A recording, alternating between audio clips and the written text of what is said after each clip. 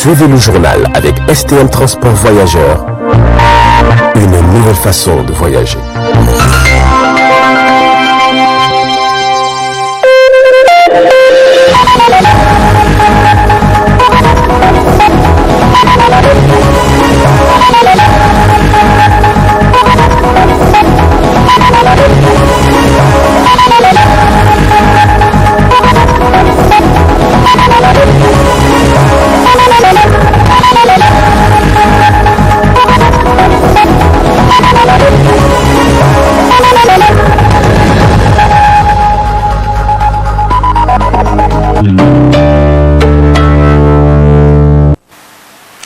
Vous êtes sur le miroir de la femme, messieurs, dames, bonsoir et bienvenue à cette grande édition d'information en ce jeudi 11 mars 2021.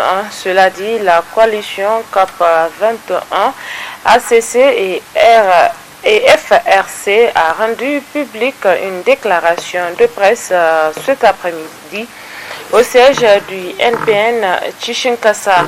L'objectif est de réaffirmer au président du RDR Tchengi, El Haj Maman Ousmane, leur soutien à la protestation des résultats globaux provisoires de la CENI.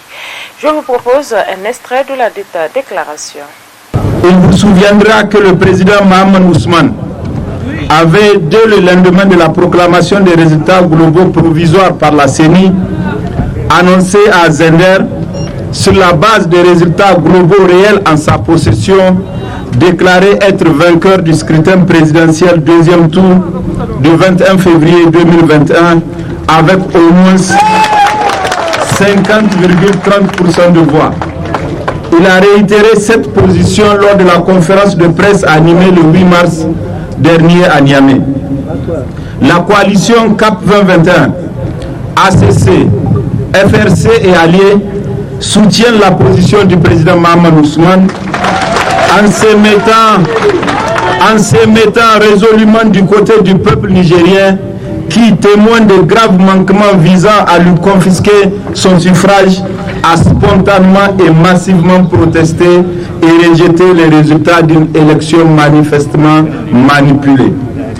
La coalition CAP 2021, ACC, FRC et alliés réaffirment solennellement leur engagement et leur détermination à ne pas accepter ces énièmes hold-up électoraux. Informe l'ensemble des Nigériennes et des Nigériens que la coalition CAP 2021, ACC, FRC et alliés organise une grande marche pacifique démocratique. Informe que la coalition CAP 2021, ACC, FRC et alliés organise une grande marche pacifique et démocratique le samedi 20 mars à Niamey pour protester contre la répression, le déni des droits et exiger les résultats sortis des urnes. Les rideaux sont tombés sur la première session extraordinaire de l'Assemblée nationale au titre de l'année 2021, hier mercredi 10 mars 2021. Un seul point était à l'ordre du jour de la présente session. Précision, Haïssa Damou, Ibrahim Kantama.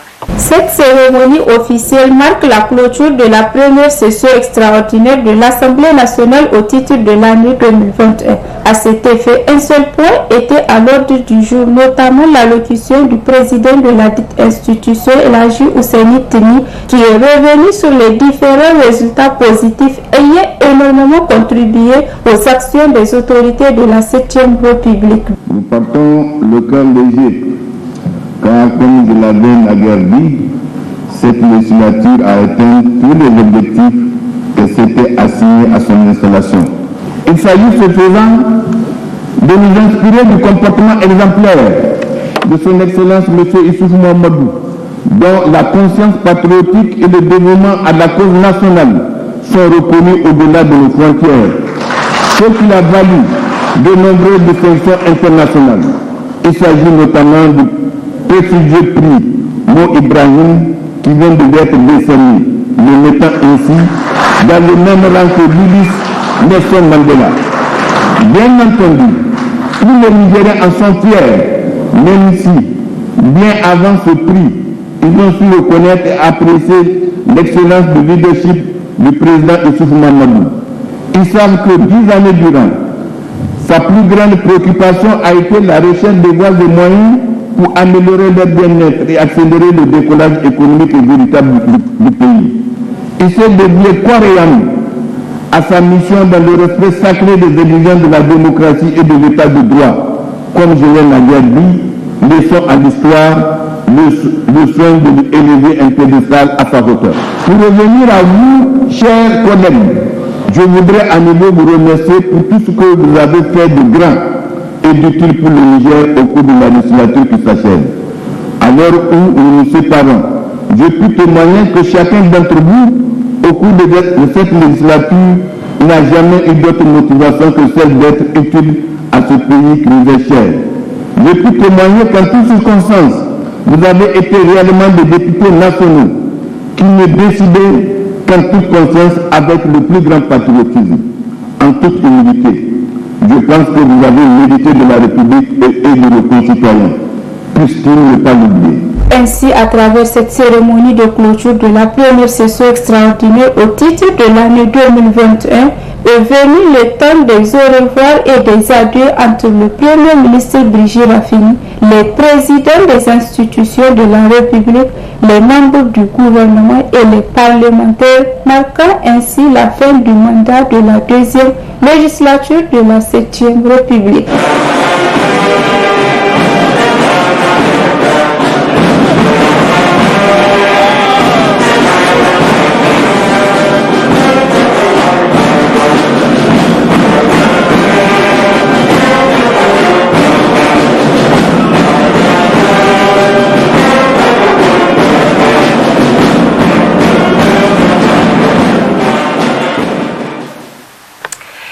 Pendant ce temps, la haute autorité de lutte contre la corruption et les infractions assimilées a animé un point de presse hier après-midi à son siège. Objectif faire le point de ses actions de recouvrement de 2018 à 2020. Le point avec Alouma Mansani, Ibrahim Kantama.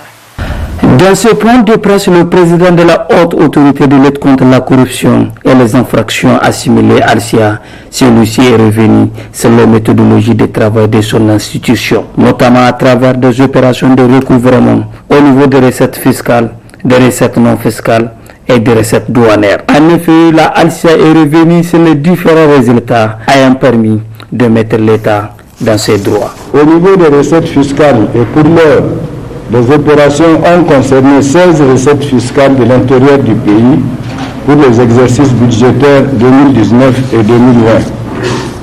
Les vérifications ont porté sur la comptabilité et la gestion des stocks de valeur, les encaissements des recettes, le reversement des montants recouvrés, les droits d'enregistrement des marchés publics et le reste à recouvrer.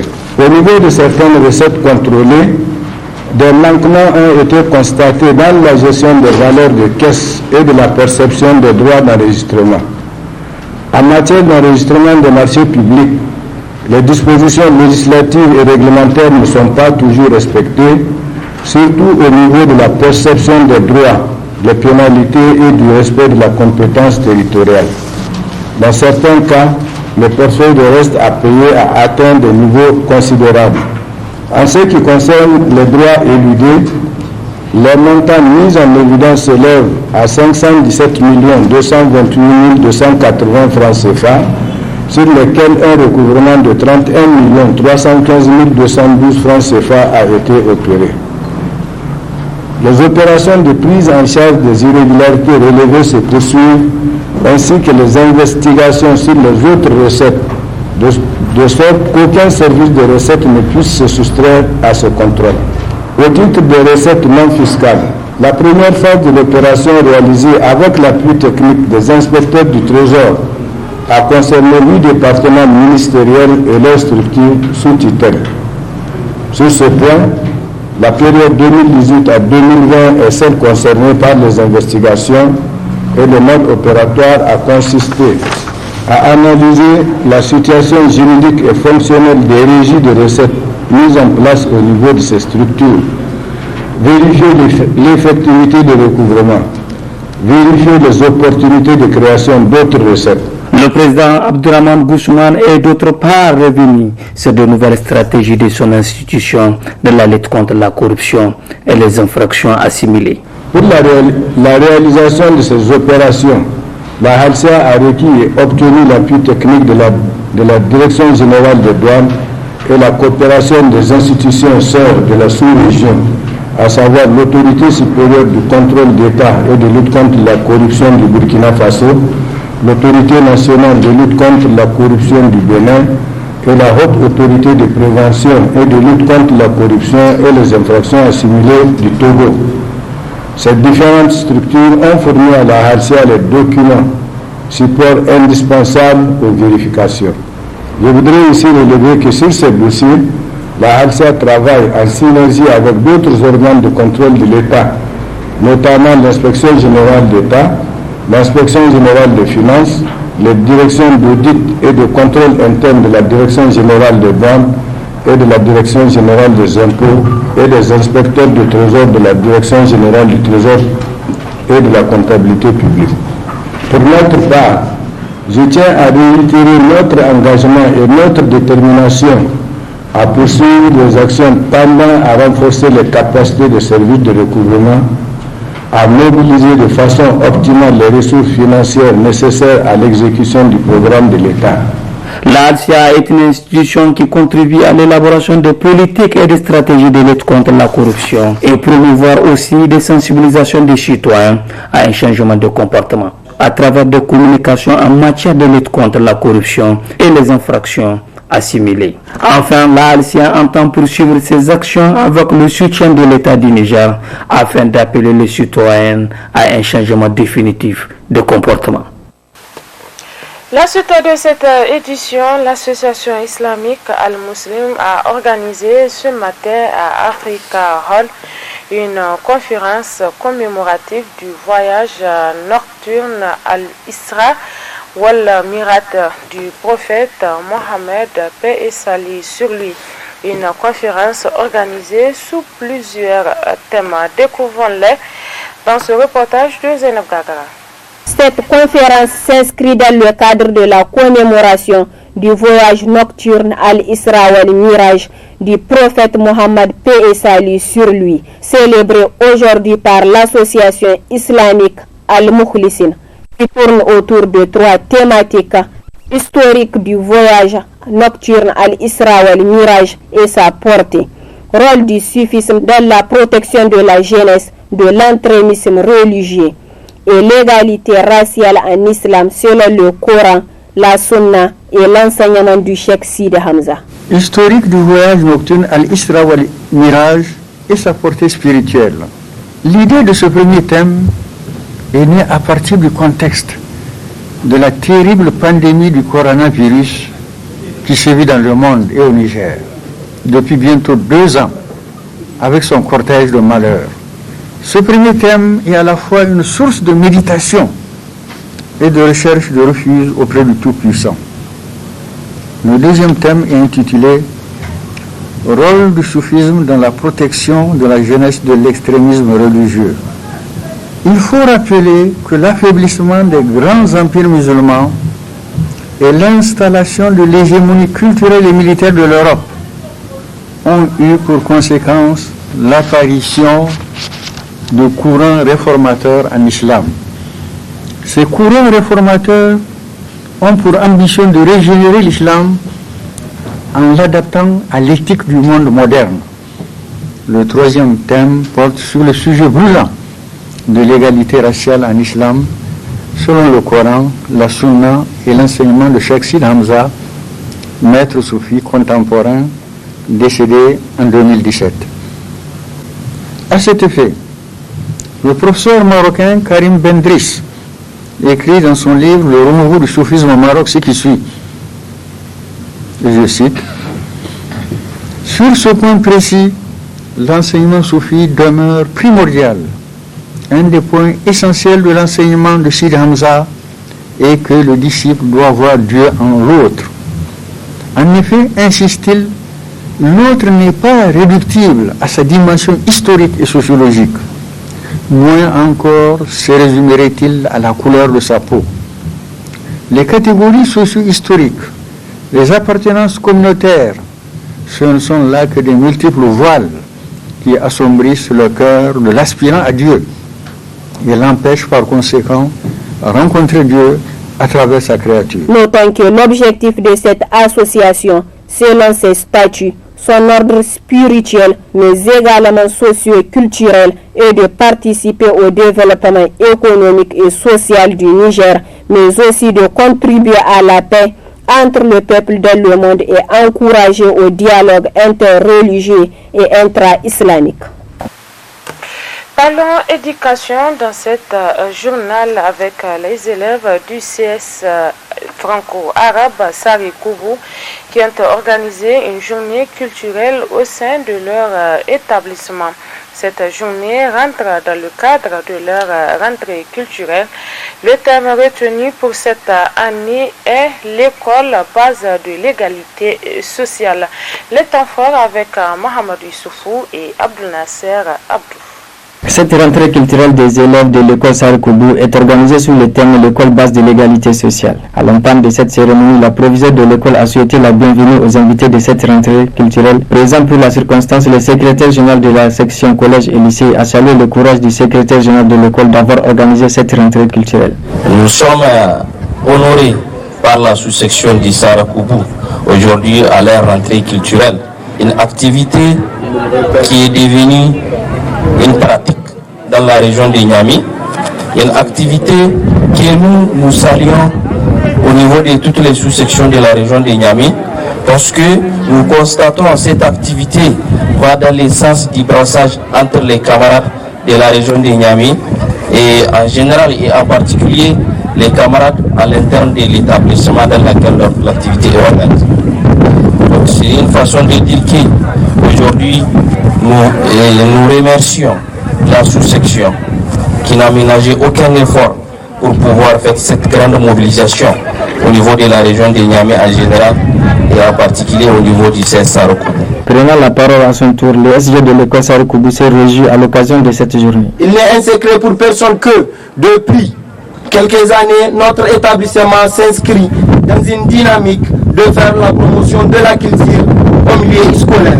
En s'inscrivant sur la même logique, le comité exécutif à la tête duquel je suis accorde à travers cette activité une grande importance pour la culture nigérienne en général et en particulier en milieu scolaire. Il est important de souligner que la culture est ce miroir à travers lequel chaque société se regarde afin de repérer son évolution, à mieux connaître son passé, à mieux connaître sa culture. Comme disait un proverbe africain, un arbre, la culture, une société sans culture et un arbre sans racines. Plusieurs prestations reflétant la culture seront au rendez-vous. Enfin, le SG de l'école Sari Koubou a profité de l'occasion pour discerner des témoignages de satisfaction au personnel de l'administration de l'école ainsi qu'aux membres de la section collège et lycée présente à cette cérémonie. Et c'est la fin de cette édition d'information sur Tambra Télévision. Merci à vous de l'avoir suivi. Passez d'excellents moments en compagnie de nos programmes. Bonsoir.